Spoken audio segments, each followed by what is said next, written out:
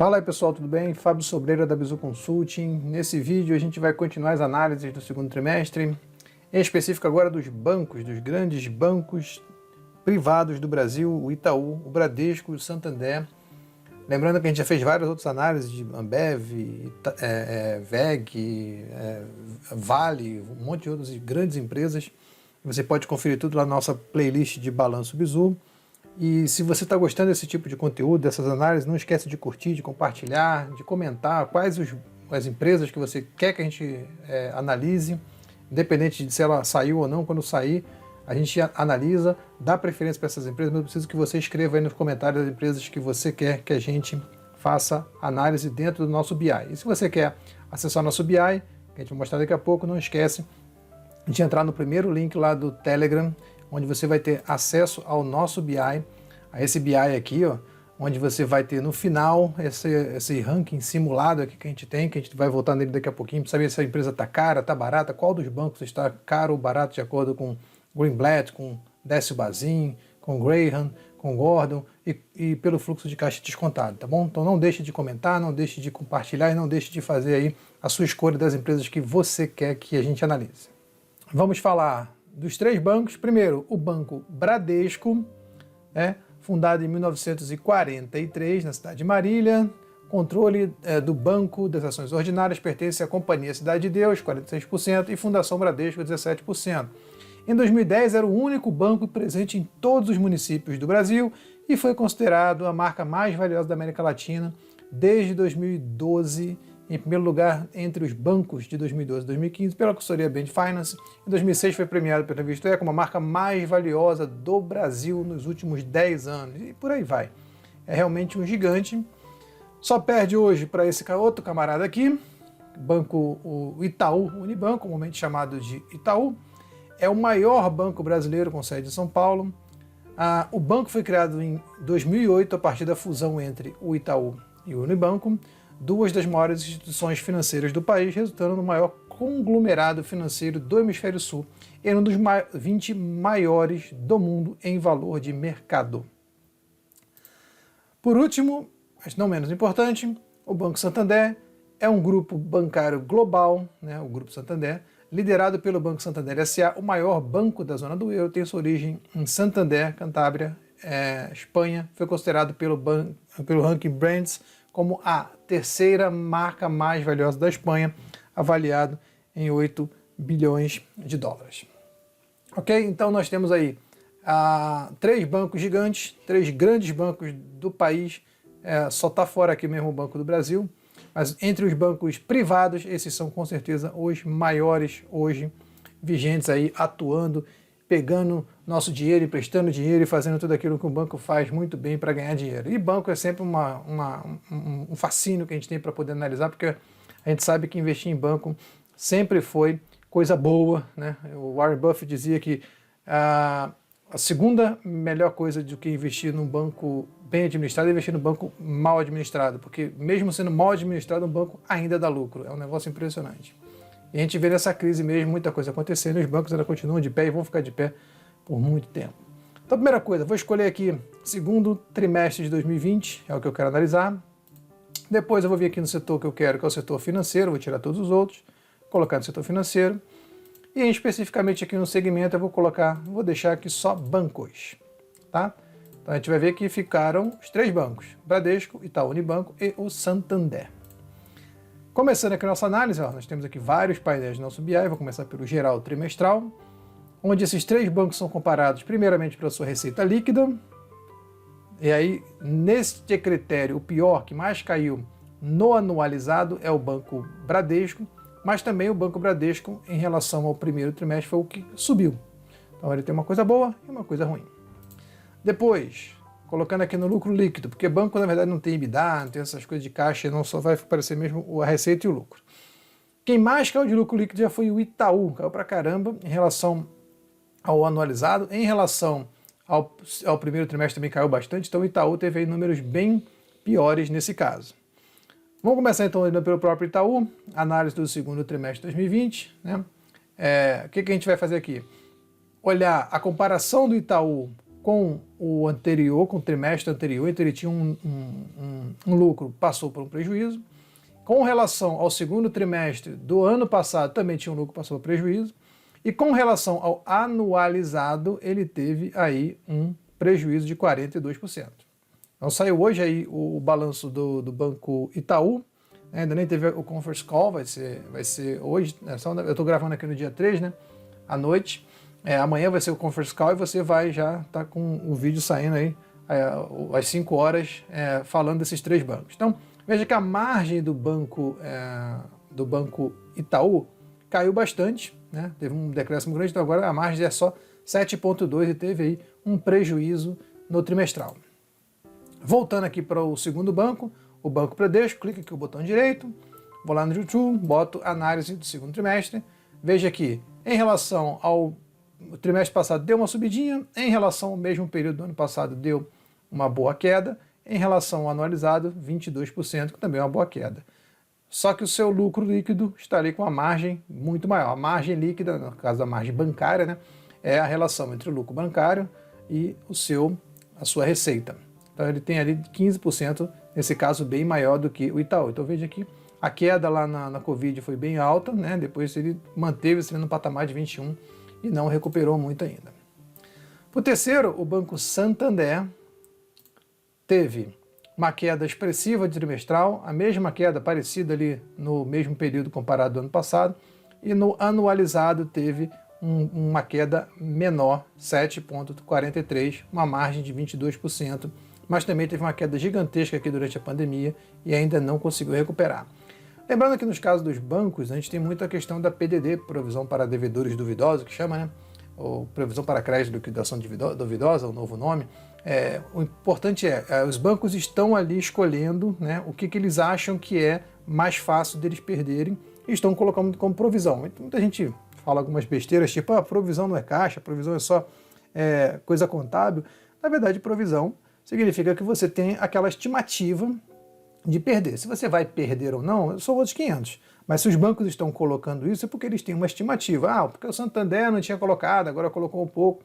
Ok, de repente o Santander tem, por ter mais consignado, por ter mais coisas do tipo, ele tem menos chance de perder, menos chance de inadimplência. Então ele acha que tem que botar menos essa questão de PDD, ele coloca e pronto. É o banco quem decide isso, sempre levando em conta a questão do conservadorismo, onde o que é ruim tem que ser colocado às pressas para poder dizer para o mercado, olha, tem coisa ruim, e o que é bom tem que ser colocado com muito cuidado e muita cautela para você não fazer coisas como a IRB fez, como outras empresas fizeram, e que na verdade isso é que é errado, não colocar provisões grandes. Vamos continuar? Vou clicar aqui, vou para o próximo painel de indicadores, e aí eu tenho aqui ROI, que é o retorno sobre patrimônio líquido, margem, que no caso é a margem líquida, que é o lucro sobre a receita líquida, e a dívida líquida sobre o EBITDA. Começando aqui pelo próprio, vou descer aqui para poder ver, porque aqui está só financeiro, né? Só tem setor financeiro, eu quero descer. Vou descer para o próximo, subsetor, intermediação financeira, depois bancos, depois os três bancos. Então, o maior de todos em receita é o Itaú Unibanco.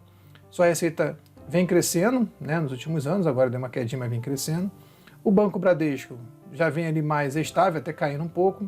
E o Banco Santander também vem caindo um pouco. Então, o Banco Itaú ainda é o banco que está crescendo mais nos últimos anos.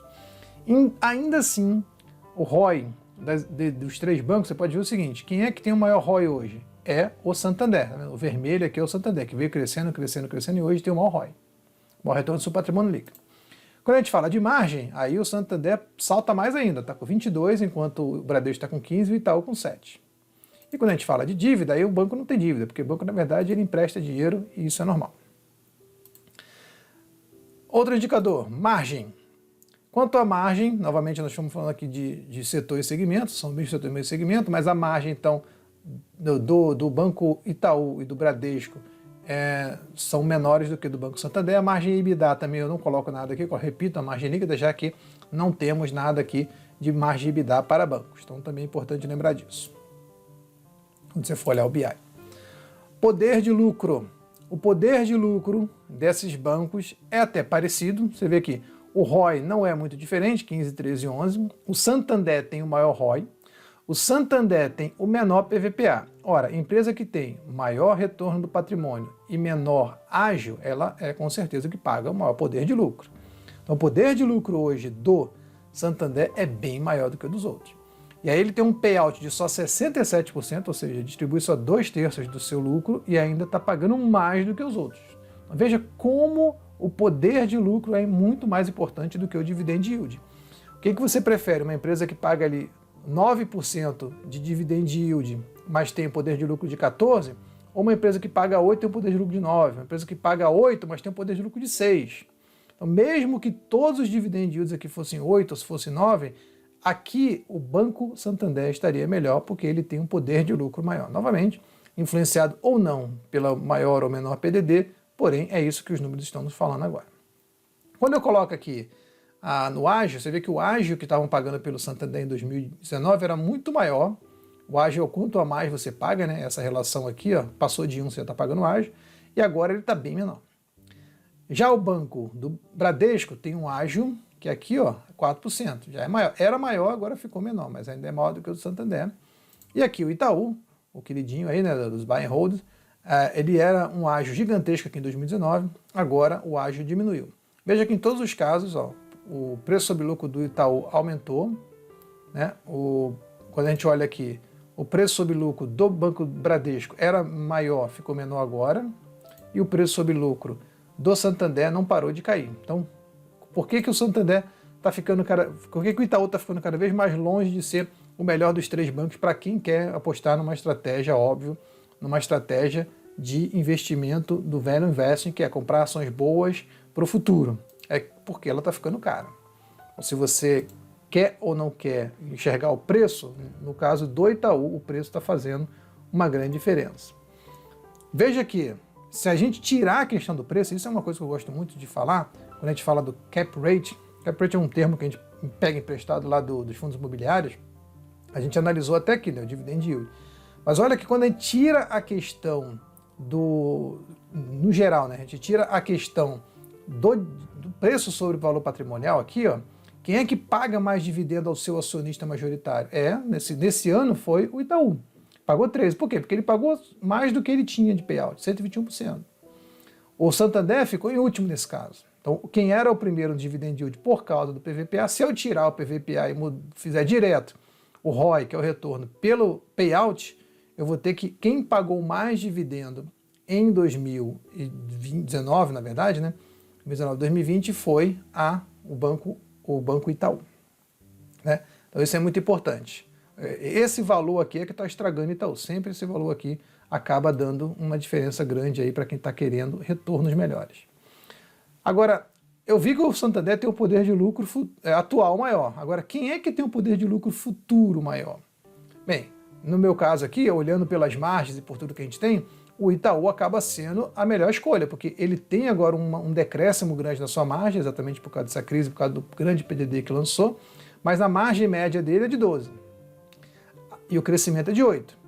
A margem média do Santander é 18%, mas não tem crescimento. A margem média do Santander é de 15%, mas não tem crescimento. Então, no caso do crescimento médio da receita, quem é que fica melhor é o Itaú. Então, se o Itaú tende a crescer, essa margem de 6 normalizada vai para 11, vai para 12, vai para 13. Já o Santander, ó, fica em 5, apesar de hoje ser 13, e o Bradesco fica em 9, apesar de hoje, fica em 5 também, apesar de hoje ser 9. Então, se você quer olhar para o valor atual, você vai com certeza escolher o Banco Santander, que tem o maior poder de lucro, mas prestem bastante atenção. Tudo voltando à normalidade, o Banco Itaú crescendo e sua margem voltando à normalidade de 12, não 7, o Itaú passa a ser a melhor empresa para você investir em 5 ou 10 anos. Então veja que o poder de lucro é crescente aqui, o poder de lucro é decrescente aqui. Isso é muito, muito, muito, muito importante quando você vai escolher. Poder de lucro atual é importante, mas poder de lucro futuro é ainda mais importante, é óbvio.